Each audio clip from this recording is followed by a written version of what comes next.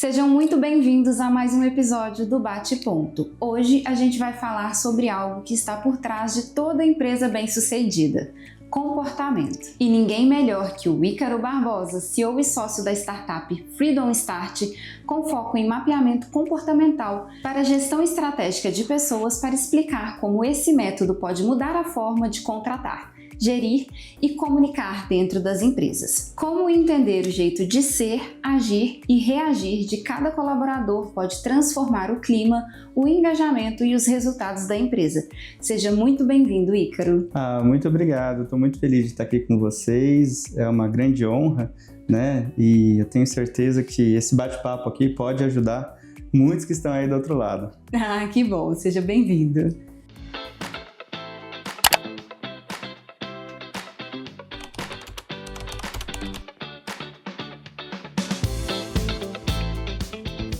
Então, Ícaro, conta pra gente por que entender o comportamento humano é tão essencial dentro das empresas, especialmente para RH e líderes. Essa é a pergunta-chave, né? Quando a gente fala de comportamento para o RH e para a liderança, ele é quase que a matéria-prima da produtividade, né? A gente sabe que resultado ele é fruto das escolhas, dos comportamentos dos colaboradores. E nós também sabemos que não tem como lidar com todas as pessoas da mesma forma. As pessoas são diferentes, né?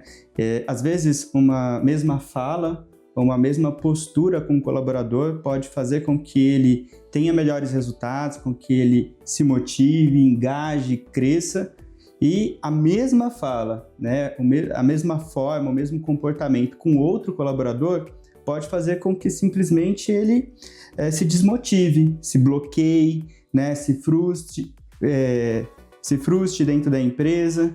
Então, olhar para o comportamento, para a estrutura comportamental, num sentido de diversidade, entender que cada pessoa tem um estilo de ser, uma forma de se comunicar e determinadas necessidades, é a matéria-prima do bom líder e é o grande desafio do RH, né, na preparação desse líder e na construção de programas que, de fato, vão ajudar os colaboradores também se autoconhecerem e poderem fazer melhores escolhas para que eles possam entregar com responsabilidade o seu trabalho.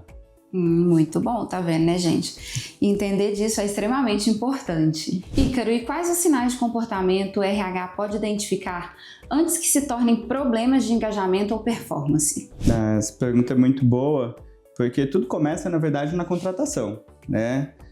Quando a gente tem uma questão no Brasil que a gente quer contratar muito rápido, até porque quando a gente fica com uma equipe desfalcada, né, o líder, a equipe como um todo e também o RH fica muito pressionado para poder repor, né, aquela vaga.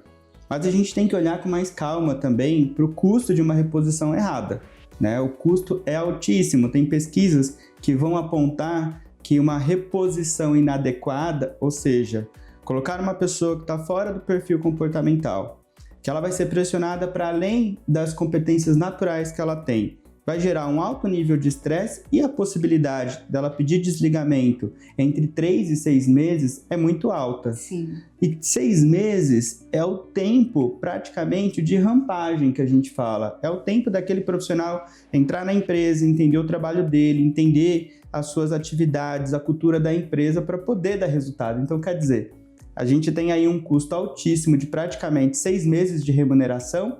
Fora, quando a gente fala do Brasil, a gente não pode esquecer do custo de impostos, né, que quase que duplica essa conta e perde aquela pessoa para começar tudo de novo.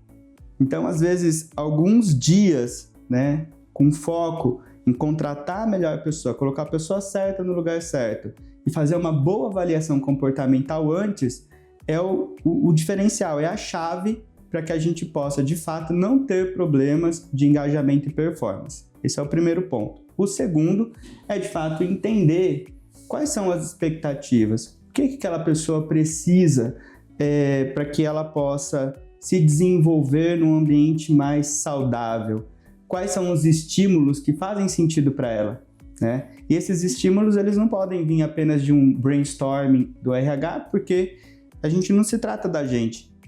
Tem uma frase que eu gosto de refletir, que a gente aprendeu que deveria tratar o outro como a gente gostaria de ser tratado. Mas quando a gente fala de recursos humanos, quando a gente fala de gestão de pessoas, isso é um equívoco. Porque muitas vezes, né, dependendo do perfil da pessoa, ela vai ter um estilo próprio, ela vai ter uma forma com que ela melhor se conecta para se engajar e ter performance.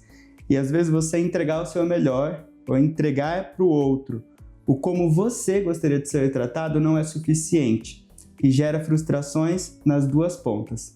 Então, conhecer o perfil comportamental pela metodologia DISC, que é a metodologia que eu trabalho, ou por outra metodologia que seja, é fundamental para um processo de orientação e gestão de pessoa profissional. Muito legal. Eu costumava falar, quando eu ainda era líder de equipe, né, que na época eu tinha 5 colaboradores, e eu falava que era como os 5 dedos da minha mão. Eram todos diferentes, então eu tinha que saber lidar com um por um, de forma diferente, porque não adiantava tratar com o colaborador A da mesma forma que eu lidava com o B, porque ia dar ruim. Perfeito. Então eu sempre falei isso, eu sempre bati muito nessa tecla, então eu tô no caminho certo. Tá no caminho certo, e o investimento, né, entender que o investimento para conhecer o colaborador através de metodologia de mapeamento comportamental, ele é cada vez mais necessário, porque a gente sabe que depositar toda essa pressão no líder, que muitas vezes, né, principalmente no nosso cenário, não foram preparados para a liderança. Sim. Eles são preparados tecnicamente, mas não necessariamente para uma liderança técnica comportamental. Sim. Então, ter ferramentas que ajudem o líder a se orientar é fundamental, porque é uma grande injustiça colocar nas costas, né, desse líder a responsabilidade de lidar com cada um de um jeito, né, sem nenhum tipo de orientação. Sim, concordo. Muito bom. Ícaro, e conta pra gente de que forma ferramentas como o DISC pode ajudar nessa leitura de perfil profissional. Ela ajuda desde o início, né, pelo seguinte, o mapeamento comportamental DISC, ele não é um teste psicológico, né? Ele é um mapeamento que, com metodologia científica, consegue ajudar a pessoa a identificar quais são os seus padrões, ou seja, quais são as suas principais competências, como esses comportamentos estruturados eles influenciam no processo de tomada de decisão e, principalmente, entender qual que é a estrutura motivacional de cada pessoa. Então, eu acredito que o mapeamento comportamental diz que, para além do processo de recrutamento e seleção, ele é um manual de gestão. E ele começa como um processo de autogestão, né? A maior parte das pessoas ainda não tem uma cultura de autoconhecimento, de se conhecer, de se entender, de saber o que realmente te afeta positivamente, o que te afeta negativamente, como você deve se comunicar as suas necessidades, né? A gente às vezes tem expectativa que o outro nos trate da forma que, na nossa perspectiva, é a melhor, mas a gente não sabe comunicar, né, exatamente o que é necessário para que eu possa, então, me motivar, me impulsionar, me mover em prol de um objetivo. Então, acho que o mapeamento diz que ele começa nesse processo de dar a possibilidade de qualquer colaborador viver seu processo de autogestão de forma mais consciente.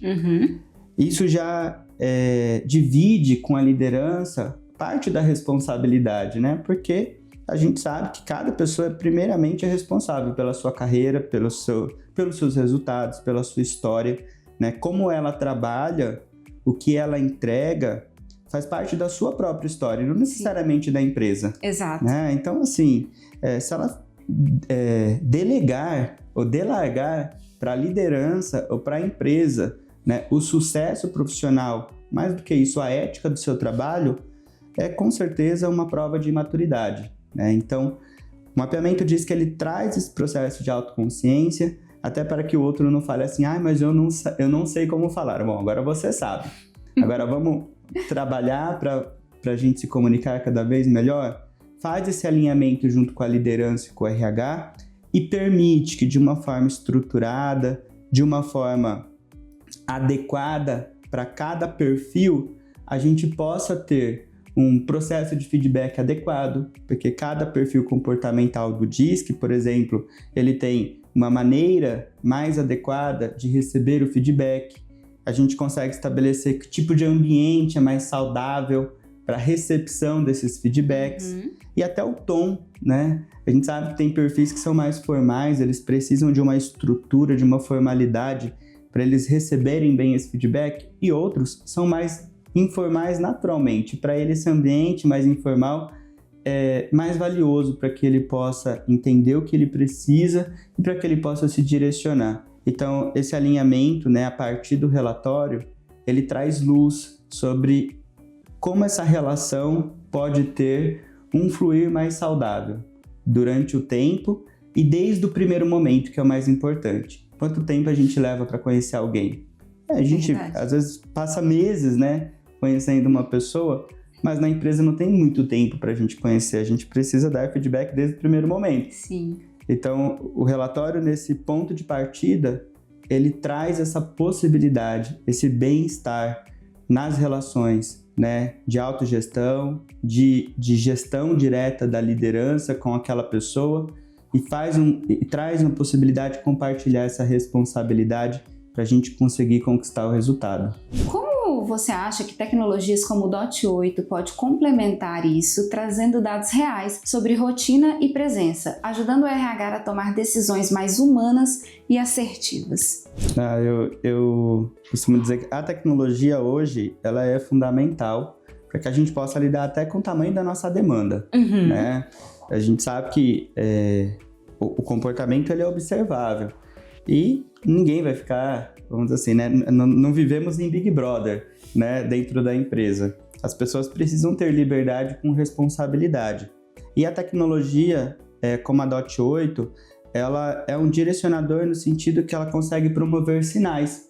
Quando essa responsabilidade ela está sendo exercida no dia a dia, quando essa liberdade, né, ela está sendo respeitada dentro dos acordos, né, entre colaborador e empregador.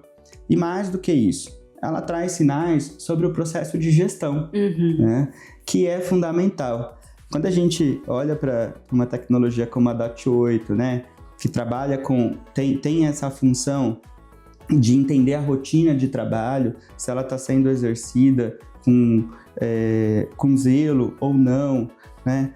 Ela também traz pontos sobre, às vezes, possíveis dificuldades que o próprio profissional está tendo. Sim. A gente sabe que em momentos em que a pessoa precisa se desenvolver em termos de maturidade, a gestão do tempo, ela faz parte desse processo, ela é um sinal importante, né? Então, quando a gente olha para o RH com a possibilidade de organizar essa informação, olhar para cada um, né? E para além de gerar advertência ou mapear riscos, entender se aquela pessoa está saudável no ambiente de trabalho. Quando a gente está feliz, quando a gente entende as nossas responsabilidades, quando a gente faz bons acordos, o mais provável é que a gente cumpra a nossa carga horária, é que a gente respeite o tempo de cada coisa, né? de cada atividade no trabalho. E tecnologias como a DOT 8, ela possibilita esse olhar, acho que legal, né? Daquilo que faz parte da burocracia, mas ela também vai além. Ela permite esse olhar individual de cada pessoa e que através, às vezes, ali da folha de ponto, está dando sinais e dizendo: eu estou precisando de ajuda, eu não estou feliz onde eu estou, eu preciso de um feedback. Então, eu acredito que existe dentro da tecnologia esse olhar burocrático necessário para toda empresa, mas o RH bem preparado, a liderança bem preparada, pode atravessar esse olhar, fazer uma entrega realmente humana nesse processo. Muito bom! E assim encerramos mais um episódio do Bate Ponto, com muitos insights e boas conexões. Até o próximo episódio!